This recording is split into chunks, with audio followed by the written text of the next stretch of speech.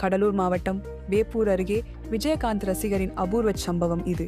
காஞ்சிராங்குளம் கிராமத்தைச் சேர்ந்த செல்வராசு மறைந்த நடிகர் கேப்டன் விஜயகாந்தின் தீவிர ரசிகர்.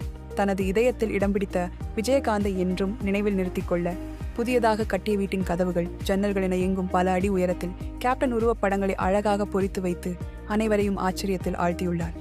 விஜயகாந்த் எப்போதும் எங்கள் குடும்பத்தோடு சேர்ந்து இருப்பது போலவே உணர்கிறேன், அதனால் மன நிம்மதி கிடைத்திருக்கிறது என்கிறார் செல்வராசு. இந்த செய்தி பரவியதும் அருகாமை பகுதிகளில் உள்ள விஜயகாந்த் ரசிகர்கள் பலரும் அந்த வீட்டிற்கு வந்து கேப்டன் உருவங்களை கண்டுகளித்து புகழ்ந்து வருகிறார்கள். என்னுடைய ஊர் வந்து கடலூர் மாவட்டம் மங்களூர் ஒன்றியம் காஞ்சிராங்குளம் கிளைக்கழகம். என்னுடைய பேர் செல்வராசு.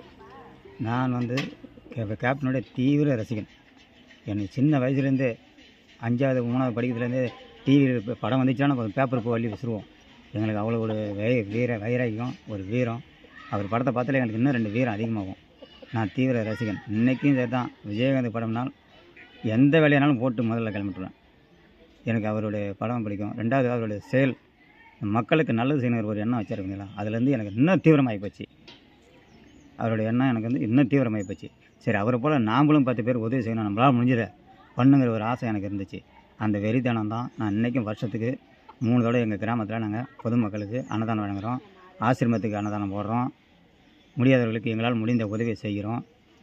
அவருடைய இறந்ததை என்னால் துக்கம் தாங்க முடியாதான். அவர் என்னோடையும் எங்களோடும் எங்கள் குடும்பத்தோடையும் எல்லாரோடையும் இருக்கணுங்கிறதுக்காக தான் நான் வீட்டில் கீழே இருந்து மேலே வரைக்கும் கேப்டனுடைய படம் வரைஞ்சி அந்த அவருடைய மூவண்ண கொடி வரணெல்லாம் தீட்டி இன்றைக்கி அவர் எங்கள் கூடயே இருக்கிற மாதிரி இருக்குது.